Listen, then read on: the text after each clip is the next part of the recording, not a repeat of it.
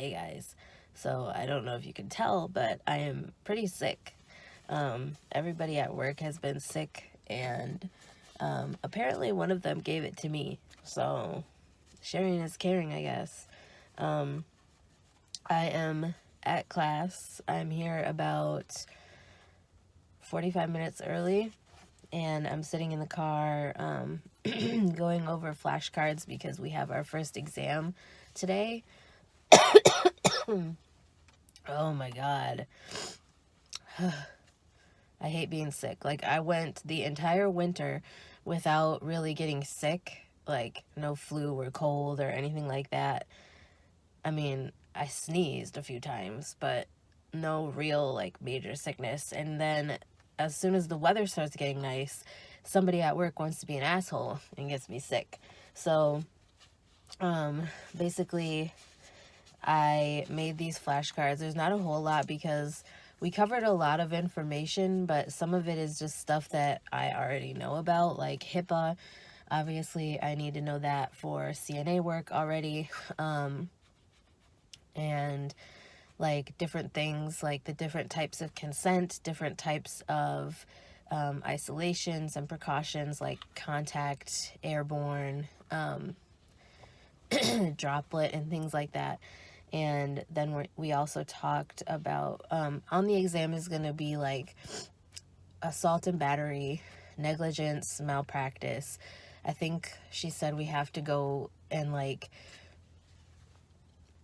talk about different departments within the hospital and what types of patients you might see in those different departments. So whether that's the emergency room or ICU, NICU, things like that, what types of patients you would see in those areas. So I didn't put that stuff on flashcards because, you know, I've worked in the hospital before, so I'm kind of familiar with the types of patients. There are some people in my class who have never worked in the healthcare field before, but a lot of us are CNAs who want to do something different. So it was refreshing to see that I'm not the only CNA who is tired of doing CNA work and wants a change. The other thing that we have to know is like what types of equipment you would need for the different types of precautions. Like for airborne precautions, obviously you would need gloves, a gown, and then N95 respirator mask because that's like TB. You don't necessarily need a gown, but I always wear a gown just because I would rather be a little too cautious and, you know, I guess be a little too cautious and be overdressed than underdressed, if you know what I mean, underprotected. I also have to pay for my CPR class because before we can take our national certification exam, which is the last week of our class, we have to do a CPR class, which I'm not exactly sure why, because I went on the NHA website and their website doesn't say anything about needing a CPR certification before you can take your national certification exam. Although, obviously, if you're going to try to get a job, most hospitals want you to have, like, your CPR certification and stuff already. So that's $45, and I brought the $45 with me today, so I'm going to pay for that today while I'm here because she's got, like, a bunch of other classes that are starting soon.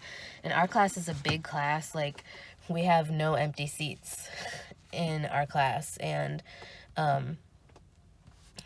you know, that makes it a little more difficult when you're trying to do a CPR class or something and you need all these people to do CPR, because they don't only teach phlebotomy here. They do phlebotomy, they do pharmacy tech, they do medical assisting, they do EKG technician, and they just recently started a CNA program. So they actually haven't even had their first CNA class go through yet. I think it starts next month. or in a few weeks, something like that. So yeah, but I am prepared to be here for longer today because last week we were only here until like 11:30, and we covered a lot of information really fast. But today we're supposed to be doing like mock job interviews, and working on like tweaking your resume, and how to write a good resume, and also doing, I think she said we're putting on tourniquets and stuff, practicing with tourniquets. I don't know if we're actually sticking today or not, but I know for sure we're practicing tourniquets, or we're supposed to anyways. So I'm going to sit here and get some more studying in. And the role of phlebotomy is not just to draw blood, by the way. We actually have to know the definition from the book for this exam, and we're gonna have to write it down.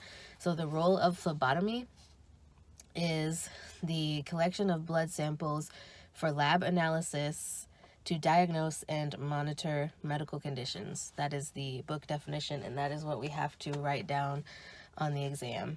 So I think she said the exam is 25 questions, and we are supposed to be getting our grades in class today. So I'll know at the end of class today whether or not I passed my exam, or how good or how bad I did, and I'll let you guys know when I give you guys like a recap of what we talked about in class today. I just wanted to share with you guys like what we were studying for exam 1. So we have an exam every single week in class, starting from this week until the last week, and the last week of class is our national certification exam. So yeah, it's a lot of exams. And just in case you were wondering, to take the NHA national exam, you have to do 30 successful venipunctures, and I think it's 10 successful capillary sticks on someone. So that's what you have to prove. I thought the numbers were a lot higher than that, but when I looked on their website, that's all you have to do is 30 venipunctures, 30 successful venipunctures, and 10 successful capillary sticks. So that's it. Like I said, I'm going to get back to studying, and later on when I'm done with class, I will give you guys another video talking about what we talked about in class.